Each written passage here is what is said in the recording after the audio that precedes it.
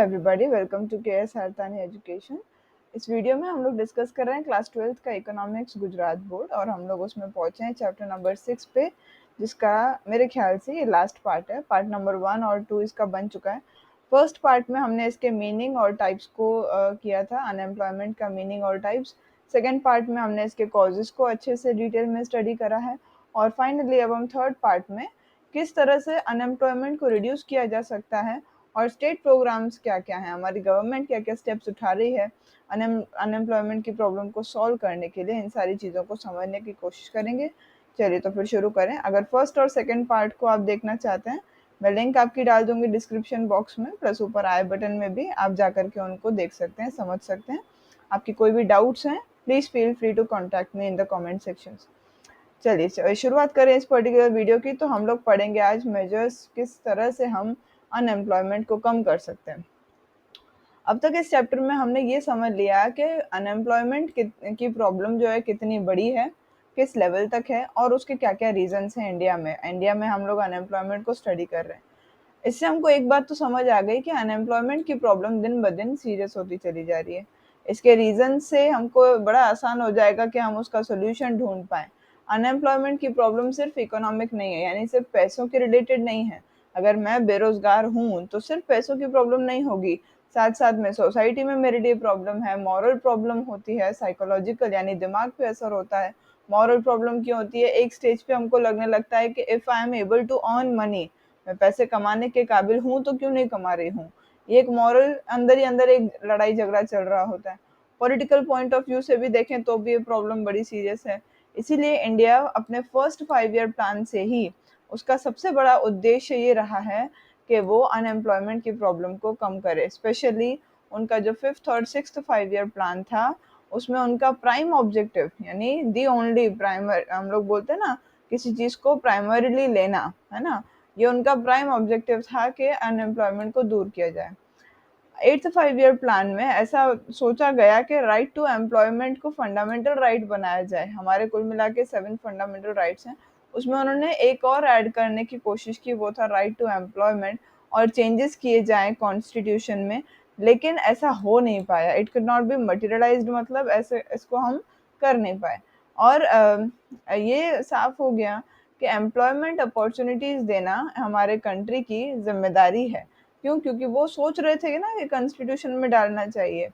Unemployment की problem को solve करने के लिए ये सारे स्टेप्स हम लोग ले सकते हैं। सबसे पहला है population control.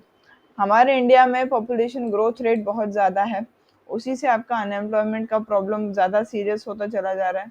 Fast population growth के कारण एक जगह पर आपका ग्रोथ बढ़ रहा है, आपके जो जिन लोगों को जॉब चाहिए वो लेबरर्स बढ़ रहे हैं, दूसरी तरफ आपका इकोनॉमिक ग्रोथ स्लो है, और इसी के कारण हम लोग एम्प्लॉयमेंट की अपॉर्चुनिटीज़ को क्रिएट नहीं कर पा रहे, इसलिए आपका अनएम्प्लॉयमेंट धीरे धीरे बढ़ रहा है। अगर इंडिया में अनएम्प्लॉयमेंट को रोकना है, आपको इस प्रॉब्लम को सॉल्व करना है, तो आपको पॉपुलेशन कंट्रोल पे ध्यान देना पड़ेगा।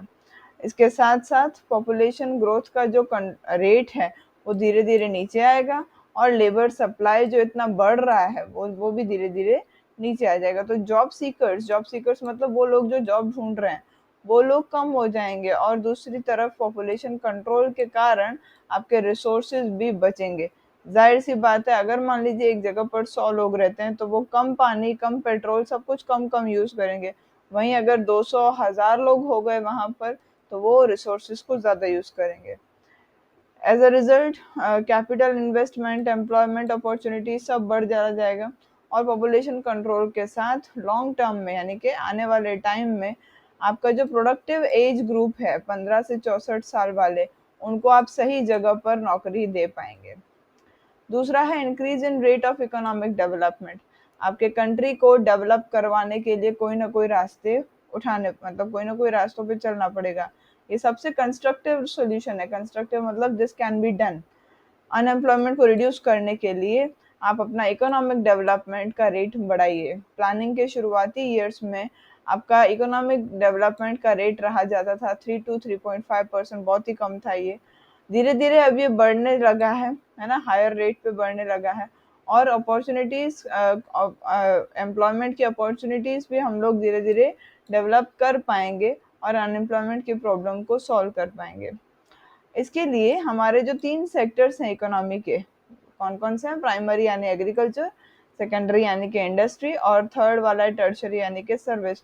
इनको अपने आप में कोऑर्डिनेट करना पड़ेगा।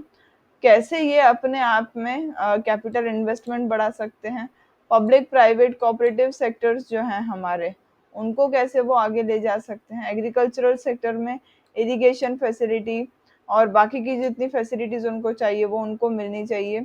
एग्रीकल्चर ग्रोथ रेट आपका बढ़े, इसके लिए आपको कदम उठाने चाहिए। आपको ये ध्यान मतलब ऐसे काम करने हैं कि ग्रीन रेवोल्यूशन का फ़ायदा हर स्टेट को मिले, सिर्फ पंजाब और हरियाणा को ही ना मिले। और इससे आप क्या कर सकते हैं, इकोनॉमिक डेवलपमेंट को हासिल कर सकते हैं। और अगर एक बार ये इकोनॉमिक डेवलपमेंट हो गया तो एम्प्लॉयमेंट और अपॉर्चुनिटीज़ खुद ब खुद बढ़ जाएंगी, अनएम्प्लॉयड वाली प्रॉब्लम जो है वो सॉल्व हो जाएगी। एम्प्लॉयमेंट ओरिएंटेड प्लानिंग, ये देखा गया है कि प्लानिंग के दौरान ज़्यादा ध्यान जो है इकोनॉमिक डेवलपमेंट पे दिया गया था। सेकेंड 5 ईयर प्लान से ही पब्लिक सेक्टर को डेवलप करने पे जोर दिया गया था और बेसिक इंडस्ट्रीज जो हैं, कैपिटल इंटेंसिव इंडस्ट्रीज, उनको बनाया गया। बेसिक इंडस्ट्रीज मतलब वो इंडस्ट्रीज जो हमारे लिए बेसिक चीज़ों को बनाती है। इंडस्ट्रियलाइजेशन को बड़ा स्ट्रॉन्ग करने के लिए मतलब बड़ा ज़रूरी था कि आप ये जो है लेबरर्स को वहाँ पर यूज़ करें, है ना। एम्प्लॉयमेंट ओरिएंटेड प्लानिंग का मतलब आपको अगर अपने इंडस्ट्रीज आप खोल रहे हैं तो आपका एम्प्लॉयमेंट ओरिएंटेड प्लानिंग होना चाहिए, यानी कि आपको ऐसी प्लानिंग करनी जहाँ पर लोगों का इस्तेमाल किया जा सके। लेकिन यहाँ पर उल्टा है, हमारे यहाँ पर लेबर इंटेंसिव इंडस्ट्रीज के बजाय उन लोगों ने कैपिटल इंटेंसिव इंडस्ट्रीज लगाई हैं, जो मैंने लास्ट वाले वीडियो में समझाया भी था। और इसलिए अभी हम देखें, अगर मान लो स्टेट के बारे में, तो स्टेट ने कंज्यूमर गुड्स और लेबर इंटेंसिव इंडस्ट्रीज को बढ़ावा देने के लिए उनकी मदद करने का डिसीजन लिया है। स्मॉल और मीडियम स्केल इंडस्ट्रीज हो गई, business, trade, animal husbandry, dairy development, इन सब में सरकार आपकी मदद करती है। क्यों? क्योंकि इन सारे बिजनेसेस में लेबर इंटेंसिव मतलब लेबरर्स लगते हैं, और क्योंकि इन इंडस्ट्रीज को कैपिटल की कम ज़रूरत है, इनको लेबर की ज़्यादा ज़रूरत है, और इसीलिए ये एम्प्लॉयमेंट ज़्यादा जनरेट करते हैं। इन एम्प्लॉयमेंट ओरिएंटेड इंडस्ट्रीज को बना करके कंज्यूमर गुड्स का प्रोडक्शन भी बढ़ेगा, एम्प्लॉयमेंट भी बढ़ेगी और इकोनॉमिक स्टेबिलिटी को हम हासिल कर सकते हैं। कंस्ट्रक्शन सेक्टर में भी एम्प्लॉयमेंट ओरिएंटेड प्लानिंग जो है वो की जाती है। कंस्ट्रक्शन सेक्टर में भी ज़्यादातर काम लोग ही करते हैं।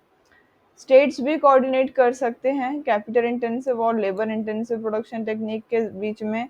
कैपिटल इंटेंसिव क्या है? आप सिर्फ मशीनरी से काम ले रहे हैं। लेबर इंटेंसिव क्या है? आप लोगों से काम ले रहे हैं। और ज़्यादा ध्यान देना है लेबर इंटेंसिव पे, ताकि अनएम्प्लॉयमेंट की प्रॉब्लम को सॉल्व किया जा सके। Employment oriented education, present education system जो है हमारा, वही अनएम्प्लॉयमेंट के लिए जिम्मेदार है। प्रेजेंट एजुकेशन सिस्टम में सिर्फ और सिर्फ बुकिश नॉलेज और दिया जाता है, और इससे कौन प्रोड्यूस होते हैं? खाली क्लर्क्स बनते हैं। क्लर्क यानी जो चुपचाप बैठ के कंप्यूटर पे काम करता है। तो अगर मैं कॉमर्स में ग्रेजुएट भी मैंने किया है, मैनेजमेंट फील्ड में भी मैंने ग्रेजुएशन किया है, फिर भी मुझे ये नहीं पता है कि मैं कैसे सेल्फ एम्प्लॉयमेंट को जनरेट कर सकती हूँ। तो अगर लंबे टाइम के लिए उनको फिर इस कारण अनएम्प्लॉयड रहना पड़ता है। इंडिविजुअल्स को पढ़ाई तो होती है, मतलब हम सब पढ़े लिखे तो होते हैं, लेकिन हमें ये नहीं पता होता कि हम अपनी पढ़ाई को कैसे यूज़ करें और कैसे हम उससे एम्प्लॉयमेंट, खुद को ही एम्प्लॉयमेंट दे सकते हैं, सेल्फ एम्प्लॉयमेंट दे सकते हैं। प्लस उन्हें ये भी नहीं पता होता कि कैसे इस पर्टिकुलर सिचुएशन से लड़ा जाए। वो लोग हमेशा दूसरों पे डिपेंडेंट रहने की सोचते हैं, जबकि वो रैदर खुद से बहुत कुछ कर सकते हैं। ये उनको बस समझाया नहीं जाता, सिखाया नहीं जाता एजुकेशन के दौरान। इस सिचुएशन को चेंज करने के लिए बड़ा ज़रूरी है कि ट्रेड, कॉमर्स, बिजनेस, एग्रीकल्चर और बाकी की फील्ड्स जितनी भी हैं, उनमें वोकेशनल एजुकेशन दी जाए। वोकेशनल एजुकेशन का मीनिंग क्या होता है? जब बच्चे पढ़ाई कर रहे होते हैं तभी उनको उसका नॉलेज दिया जाता है कि इस पर्टिकुलर नॉलेज को ऐसे आप अप्लाई करेंगे तो ऐसे आपकी लाइफ और अच्छी बनेगी। उसी टाइम पे बच्चों को ये भी पता चल जाता है कि उनका इंटरेस्ट किस फील्ड में है और वो उसी फील्ड में आगे बढ़ना चाहते हैं। इसके लिए बड़ा ज़्यादा बहुत ज़्यादा बड़ा चेंज चाहिए अपने एजुकेशन सिस्टम में जो प्रेजेंट में चल रहा है, और ऑलरेडी हमने बहुत सारे चेंजेस लाए हैं, जैसे कि अभी हम बात करें एनईपी 2020 की। लेकिन ये सारे चेंजेस इनफ नहीं है, बहुत से चेंजेस ऐसे हैं जो सिर्फ पेपर पे दिखते हैं, रियलिटी में नहीं आते। ये फैक्ट है। बहुत ज़रूरी है कि हम ऐसा करिकुलम शुरू करें और ऐसा करिकुलम बनाए जिसमें बच्चों को ट्रेनिंग भी दी जाए, बिजनेस ओरिएंटेड एजुकेशन भी उनको दी जाए। मतलब ऐसी उनके अंदर हमें शिक्षा भरनी है कि उनका ब्रेन वैसा ट्रेन हो जाए, ट्रेड, कॉमर्स, एग्रीकल्चर और इंडस्ट्री की उनको सारी नॉलेज आ जाए। ऐसी एजुकेशन मिल जाने के बाद बड़े आसानी से उनको एम्प्लॉयमेंट मिल जाएगा। इंडिया में जो अनएम्प्लॉयमेंट का प्रॉब्लम है और जो एम्प्लॉयमेंट को गेन करने की जो कैपेबिलिटीज़ हैं, मतलब जिस काबिलियत से हम एम्प्लॉयमेंट को हासिल कर सकते हैं, इस प्रॉब्लम को सॉल्व करने के लिए एजुकेशन फील्ड में बहुत बदलाव की ज़रूरत है, रेवोल्यूशन की ज़रूरत है। और इसी से ये कैसे हो सकता है? परफेक्ट ह्यूमन रिसोर्स प्लानिंग से। यहाँ पर इनका ह्यूमन रिसोर्स से मीनिंग है टीचर्स। अगर टीचर्स अच्छे होंगे तो बच्चे भी जाहिर सी बात है अच्छे हो जाएंगे। अगर टीचर्स को ही वैसी हम शिक्षा नहीं देंगे या वैसी ट्रेनिंग नहीं देंगे तो आगे टीचर्स भी कुछ पास ऑन नहीं कर पाएंगे। न्यू एजुकेशन पॉलिसी 2015 जो अभी अपडेटेड आ गई 2020 में, उसमें एम्प्लॉयमेंट जनरेशन के लिए इंडस्ट्रीज के साथ कोलैबोरेशन, यानी कि बच्चों को, आपको पता होगा, हर साल उनको एक कोई ना कोई इंडस्ट्री में फील्ड विजिट पे लेके जाते हैं, ट्रिप पे लेके जाते हैं। तो इंडस्ट्रीज के साथ उन्होंने कोलैबोरेट करा ताकि वोकेशनल एजुकेशन का ऑब्जेक्टिव पूरा कर सकें। फ्यूचर ईयर्स में एम्प्लॉयमेंट अपॉर्चुनिटीज कौन कौन सी हैं, मतलब किस पर्टिकुलर सेक्टर में कितनी एम्प्लॉयमेंट जनरेट होती है, उस हिसाब से करिकुलम को बनाना है। और स्कूल में प्राइवेट सेक्टर एसोसिएशन भी होना चाहिए, यानी कि प्राइवेट सेक्टर्स को भी हमें ध्यान में लेना है और साथ साथ में पब्लिक सेक्टर्स को भी ध्यान में लेना है। Development of cottage and small scale industries, सबसे शानदार या सबसे ताकतवर अगर इंडिया को बनाना है तो सबसे पहले हमें इन स्मॉल स्केल इंडस्ट्रीज की डेवलपमेंट पे ध्यान देना होगा। ये बेसिक सी बात है। हम लोग इसको समझने से पहले एक सिंपल चीज़ समझिए। इंडिया में ज़्यादातर एरियाज रूरल हैं और वो रूरल एरियाज ही हमारा इंडिया का वीकेस्ट लिंक है। हमें अगर अपने इंडिया को स्ट्रॉन्गेस्ट बनाना है तो उस वीक पॉइंट को हमें कन्वर्ट करके स्ट्रॉन्ग बनाना पड़ेगा। इसका मतलब जो स्मॉल स्केल इंडस्ट्री जो रूरल एरियाज में, उनको सबसे पहले डेवलप करना पड़ेगा। अर्बन अपने आप डेवलप हो जाएगा। कॉटेज और स्मॉल स्केल इंडस्ट्री, अब इसको समझते हैं। इनके पास कैपेसिटी है कि ये एम्प्लॉयमेंट जनरेट कर सकते हैं, वो भी इन्वेस्टमेंट कम हो उनका है, बहुत कम इन्वेस्टमेंट्स हैं एज कम्पेयर टू कंपनीज जो अर्बन एरियाज में हैं। एक इंसान को एम्प्लॉयमेंट देने के लिए लो कैपिटल इन्वेस्टमेंट है यहाँ पर as compare to big industries. जो बड़ी बड़ी उद्यान हैं, बड़ी बड़ी इंडस्ट्रीज हैं, वहाँ पर एक इंसान को एम्प्लॉयमेंट देना बड़ा मुश्किल है। यहाँ बहुत महंगा है, एक तरह से बोले सैलरी बहुत ज़्यादा देनी पड़ती है। यहाँ पर सैलरी इतनी ज़्यादा नहीं देनी पड़ती। तो अगर ऐसी इंडस्ट्रीज को हम डेवलप करें तो अनएम्प्लॉयमेंट की प्रॉब्लम को हम सॉल्व कर सकते हैं। कैपिटल इन्वेस्टमेंट के साथ, मतलब सिमिलर कैपिटल इन्वेस्टमेंट, मतलब स्मॉल स्केल इंडस्ट्री में जितना डलता है और बिग इंडस्ट्री में जितना डलता है। मान लीजिए आपने सेम कैपिटल डाला तो स्मॉल स्केल में 7.5 टाइम्स मोर एम्प्लॉयमेंट जनरेट हो सकता है। मतलब एक आदमी जहाँ बिग इंडस्ट्री में काम करेगा, यहाँ पर आपका 7.5, यानी कि 2 आदमियों के बदले 15 आदमी यहाँ पर काम कर रहे होंगे। इंडिया में कैपिटल की कमी है, कैपिटल स्कार्स का मतलब है कैपिटल की कमी है, और लेबर इंटेंस है, मतलब यहाँ पर लोगों की भरपाई है, आपके पास काम करने वाले लोगों की कमी नहीं है। तो अगर आप कॉटेज और स्मॉल स्केल इंडस्ट्रीज को करते हैं डेवलप, तो ये आपका बेस्ट अल्टरनेटिव है, मतलब बेस्ट तरीका होगा। और स्पेशल इनिशिएटिव लेना चाहिए इसकी डेवलपमेंट को करने के लिए। इनिशिएट करना मतलब उसको शुरुआत करना। इंडस्ट्रियल पॉलिसी में भी इन इंडस्ट्रीज को इम्पोर्टेंस दी गई है और बहुत से ऐसे कदम उठाए गए हैं ताकि ये इंडस्ट्रीज डेवलप कर सकें। सर्टेन गुड्स, जैसे कि आपके बिस्किट्स हुए या कुछ भी गुड्स हैं, या टोपियाँ, कपड़े, ये बहुत सारे ऐसे गुड्स हैं, उनका प्रोडक्शन रिजर्व रखा गया है स्मॉल स्केल इंडस्ट्रीज के लिए। ऐसा क्यों? सपोज कर लीजिए कोई बिस्किट है, बिस्किट को स्मॉल स्केल इंडस्ट्री बना रही है जो हाथ से बना रही है, और वहीं पर बिग इंडस्ट्री बना रही है जो मशीन में बना रही है।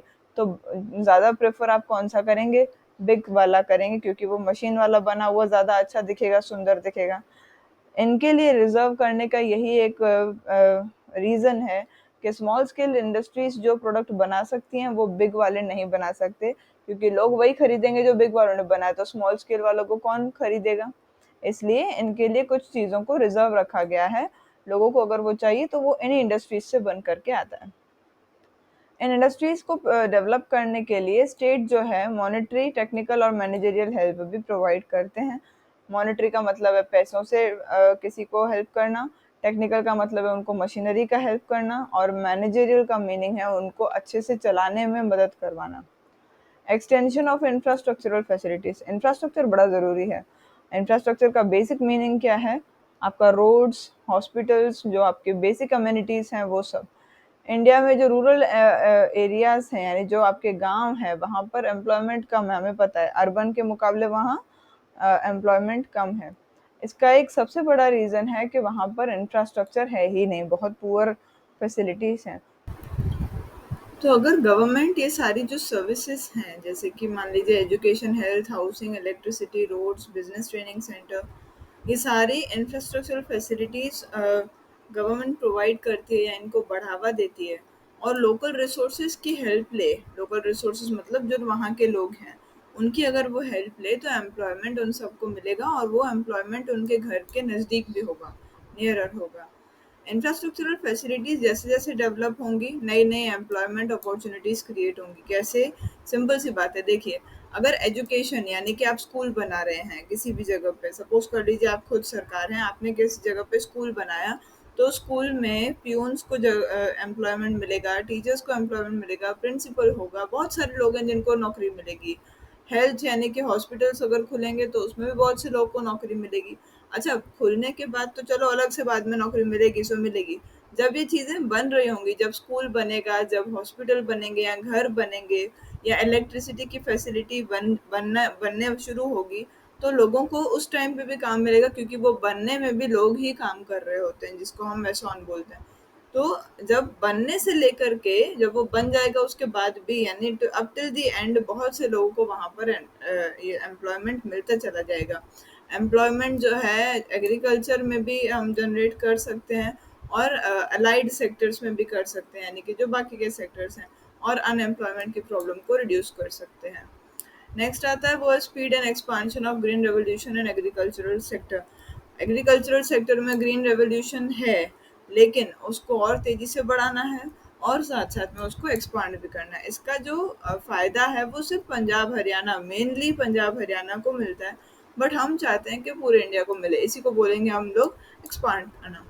चलो पढ़ें इसको।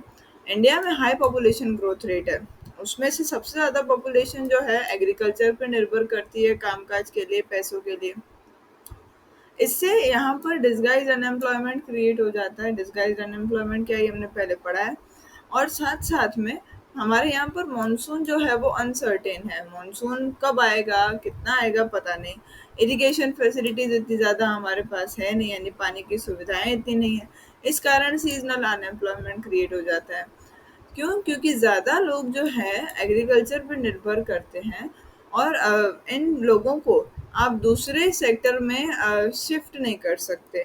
इस ये बड़ी प्रॉब्लम बन गई है, हैज़ नॉट बिकम फीसिबल, यानी हम लोग इसको अब सहन नहीं कर पा रहे हैं। बहुत से ऐसे लोग हैं जो एग्रीकल्चर में नहीं भी होंगे तो भी कोई फ़र्क नहीं पड़ जाएगा, क्योंकि वो डिसगाइजली अनएम्प्लॉयड हैं। लेकिन इन सरप्लस लोगों को हम दूसरे सेक्टर में शिफ्ट भी नहीं कर पा रहे हैं। और इसीलिए इस प्रॉब्लम को सॉल्व करने के लिए रूरल एरियाज में ग्रीन रेवोल्यूशन को स्पीड अप करना चाहिए। एफर्ट्स करने चाहिए कि ये कैसे बड़ा हो सके, हर जगह फैलाया जा सके, मोर एरियाज में इसका असर हो, ताकि एम्प्लॉयमेंट की सुविधाएं बढ़े। अगर सही से प्लान किया जाए तो एग्रीकल्चर सबसे ज़्यादा एम्प्लॉयमेंट जनरेट कर सकता है बाकी के दो सेक्टर्स के मुकाबले। ये पीसी महानालोबिस का एक एस्टिमेशन था। उन्होंने ये कहा था कि एग्रीकल्चर जो प्राइमरी सेक्टर है उसमें सबसे ज़्यादा एम्प्लॉयमेंट जनरेट हो सकता है। उनके हिसाब से अगर आप 1 करोड़ रुपए एग्रीकल्चर में इन्वेस्ट करते हैं तो 40,000 लोगों को नौकरी मिलेगी, और प्रोडक्शन 5.7% बढ़ जाएगा। जबकि अगर आप 1 करोड़ रुपए किसी इंडस्ट्री में, बड़ी इंडस्ट्री में इन्वेस्ट करेंगे तो सिर्फ 500 लोगों को नौकरी मिलेगी, और प्रोडक्शन सिर्फ 1.4% बढ़ेगा। ये उनका फैक्ट और फिगर भी है, दोनों है। इस एस्टीमेट से साफ है कि एग्रीकल्चर का जो सेक्टर है वो सबसे ज़्यादा एम्प्लॉयमेंट क्रिएट कर सकता है, इंडस्ट्री से भी ज़्यादा। और ग्रीन रेवोल्यूशन के लिए हम क्या कर सकते हैं, कुछ ऐसी extra complimentary activities, for example minor और मेजर इरिगेशन, ये एक्टिविटीज़ हमें करनी है तब जा कर के ग्रीन रेवोल्यूशन होगा। माइनर और मेजर इरिगेशन यानी माइनर यानी कम पानी, जो थोड़ा बहुत पानी चाहिए होता है, मेजर बहुत सारा पानी। सॉइल कंजर्वेशन, मिट्टी को बचाना, मिक्स फार्मिंग करवाना, फॉरेस्ट डेवलपमेंट करवाना, कैसे ज़्यादा हार्वेस्ट हो सकता है, हार्वेस्ट का मतलब कैसे ज़्यादा आप उगा सकते हैं ग्रेन्स को, ये सारी एक्टिविटीज़ को आपको करना पड़ेगा। जैसे जैसे ये प्लानिंग होती चली जाएगी, और आपको ये भी प्लानिंग करना है कि एक साल में एक से ज़्यादा आप फसल निकालें। हार्वेस्ट मतलब फसल होता है। कैसे आप लैंड को मॉडर्नाइज करेंगे, stressing on agro based rural industries. अब देखो, गांव में वो चीज़ें खेत से निकल रही हैं। अगर एग्रो बेस्ड इंडस्ट्रीज गांव में ही होंगी तो उनको क्या, रॉ मटेरियल को इधर से उधर लाने का प्रॉब्लम नहीं रहेगा। एग्रो बेस्ड मतलब ये वो इंडस्ट्रीज हैं जिनके पास रॉ मटेरियल कहाँ से आता है, एग्रीकल्चर से आता है। और ये सब करके हम एम्प्लॉयमेंट अपॉर्चुनिटी को बढ़ावा दे सकते हैं। एमएस स्वामीनाथन के हिसाब से अगर डेवलपमेंट हम एग्रीकल्चर की तरफ ध्यान दें ज़्यादा डेवलपमेंट में, तो बहुत गुना हम एम्प्लॉयमेंट क्रिएट कर सकते हैं। लास्ट टॉपिक आता है इस चैप्टर का, state programme to solve unemployment problem. हमारी स्टेट क्या कर रही है अनएम्प्लॉयमेंट को सॉल्व करने के लिए। 1951 में 5 ईयर प्लान्स आपके स्टार्ट हुए थे। इंडिया का इंडिपेंडेंस हुआ था 1947 में, और 4 साल बाद आपका 5 साल बाद 5 ईयर प्लान शुरू हुए थे। उस टाइम पे सोचा गया था कि प्लानिंग और इकोनॉमिक डेवलपमेंट जब हम उस पर अगर ध्यान देंगे तो अनएम्प्लॉयमेंट की प्रॉब्लम खुद ब खुद सॉल्व हो जाएगी। लेकिन फर्स्ट जो 4 साल 5 ईयर प्लान्स बने, ये थॉट जो है वो गलत साबित हो गया। इसीलिए जब फिफ्थ 5 ईयर प्लान आया यानी 20 साल बाद, उन्होंने कई सारे एम्प्लॉयमेंट ओरिएंटेड स्कीम्स निकाली। For example integrated rural development programme, जिसे आईआरडीपी भी कहते हैं। फूड अगेंस्ट वर्क यानी काम करिए तो बदले में खाना मिलेगा। जवाहर रोजगार योजना, नेहरू रोजगार रोजगार योजना, स्वर्ण जयंती ग्राम स्वरोजगार योजना, स्वर्ण जयंती शहर रोजगार योजना, ये सारी योजनाएं उन्होंने शुरू करी। साथ साथ में है training to rural youth for self employment were started. Rural youth को ट्रेनिंग देना कि कैसे आप अपने आप को काम दे सकते हो। ये सारी प्रॉब्लम मतलब ये सारी स्कीम्स जो हैं अनएम्प्लॉयमेंट की प्रॉब्लम को सॉल्व करने के लिए लाई गई थी। मनरेगा जो है, national rural employment guarantee programme, और साथ साथ में एमजी नरेगा यानी कि महात्मा गांधी, और फिर ये वाला ही सेम है, national rural employment guarantee programme, ये सब लाए गए थे। Skill development programme, skill India, make in India और मुद्रा, ये सब अभी रिसेंट वाली हैं जो अभी आप पढ़ रहे हैं। ये सारी एम्प्लॉयमेंट ओरिएंटेड स्कीम्स को लाया गया और इनको इम्प्लीमेंट भी करा गया। इनमें से कुछ के बारे में हम डिटेल में पढ़ेंगे, कुल मिला के 5 ही हैं। सबसे पहली जो आती है वो है Mahatma Gandhi national rural employment guarantee act, MG NREGA इसको बोलते हैं शॉर्ट में। फरवरी 2006 में national rural employment guarantee act को शुरू करा गया था, ये ध्यान में रखते हुए कि जो रूरल पीपल जो बैकवर्ड डिस्ट्रिक्ट्स में रहते हैं हमारे कंट्री के, उनको एम्प्लॉयमेंट दी जाए। नरेगा का नाम फिर हो गया एमजी नरेगा 2 अक्टूबर 2009 को। इस प्रोग्राम को सक्सेसफुल करने के लिए गवर्नमेंट ने 2 फरवरी को एम्प्लॉयमेंट डे भी घोषित कर दिया। इस प्रोग्राम में एटलीस्ट एक इंसान, हर फैमिली से एक इंसान को एम्प्लॉयमेंट की गारंटी मिलती है साल में 100 दिन, मतलब बाकी के अभी भी 265 डेज वो अनएम्प्लॉयड ही रहता है। इसमें से 1/3 एम्प्लॉयमेंट फीमेल्स के लिए रिजर्व्ड होती है, और ये रेकमेंड करता है कि फिजिकल लेबर को कितने मिनिमम वेजेस मिलने चाहिए, यानी कितना कम से कम सैलरी होना चाहिए, ये बताते हैं। इससे नीचे सैलरी नहीं हो सकती। लेबरर्स को वेजेस जो हैं 7 दिनों में मिल जाते हैं। लेबरर्स को एम्प्लॉयमेंट उनके रेसिडेंस से 5 किलोमीटर के दायरे में मिल जानी चाहिए। अगर लेबरर्स को एम्प्लॉयमेंट इस डिस्टेंस से ज़्यादा दूर मिलती है तो 10% एक्स्ट्रा वेजेस, एक्स्ट्रा सैलरी उनको मिलनी चाहिए। लेबरर्स अगर मान लीजिए स्कीम के अंडर में काम करते हैं तो ये कार्ड उनको एक मिलता है, और वो कार्ड 5 साल के लिए वैलिड होता है। जब जॉब कार्ड उनको मिल गया उसके बाद अगर उनको नौकरी नहीं भी मिलती तो भी उनको सरकार की तरफ से अलाउंस मिलता है, यानी पैसे मिलते हैं एक शॉर्ट में। पंडित दीनदयाल उपाध्याय श्रमेव जयते योजना है एक और। ये स्कीम 16 अक्टूबर 2014 को लाई गई थी। इसके ऑब्जेक्टिव्स थे कि जो हमारे लेबरर्स हैं उनको अच्छी सेहत मिले, security of job, security of home, ये सब मिले, along with good management, skill development, welfare. Good management का मतलब है उनके स्किल्स को मैनेज करना, उनके घरों के कामकाज, या तो हम बोल सकते हैं कि लेबरर्स को एक अच्छी ज़िंदगी देना, स्किल डेवलपमेंट करना उनका, और उनकी भलाई के बारे में। लेकिन ये किसके लिए है? अनऑर्गेनाइज्ड सेक्टर के जो लेबरर्स हैं उनके लिए है, और साथ साथ में इंडस्ट्रियल डेवलपमेंट के लिए, कि इंडस्ट्रीज हमारी ग्रो करें, उनके लिए एक अच्छा एनवायरनमेंट क्रिएट करना या डेवलप करना भी इनके अंडर में आता है। नेक्स्ट आता है दीनदयाल उपाध्याय ग्राम ज्योति योजना। जो पहले रूरल इलेक्ट्रिफिकेशन प्रोग्राम था उसको हटा करके अब ये ग्राम ज्योति योजना आ गया। इसके हिसाब से रूरल एरियाज में 24/7 यानी कॉन्स्टेंटली इलेक्ट्रिसिटी सर्विसेज प्रोवाइड करने का इनका ऑब्जेक्टिव था। फिर आता है पंडित दीनदयाल उपाध्याय ग्रामीण कौशल्य योजना। ये स्कीम 25 सितंबर 2014 को आई थी। मेन ऑब्जेक्टिव था यूथ जो है, जो 18 टू 35 इयर्स के एज के हैं, उनको एम्प्लॉयमेंट प्रोवाइड करना। और लास्ट है prime minister agricultural irrigation programme. ये प्रोग्राम शुरू हुआ था 1 जुलाई 2015 को। ऑब्जेक्टिव था water to every field. Field का यहाँ पर स्पेलिंग गलत है। हर खेत में पानी होना चाहिए ताकि खेतों की प्रोडक्टिविटी बढ़े, खेत ज़्यादा चीज़ों को उगा सकें, सबसे ज़्यादा यूज़ हो रिसोर्सेज का, और इरिगेशन फैसिलिटीज़ को सही से प्लान करना, ये इस स्कीम के अंडर आता है। चैप्टर पूरा हो गया। अगर आपका कोई डाउट है, please feel free to ask me in the comment section. Thank you so much for patient hearing. Have a good day.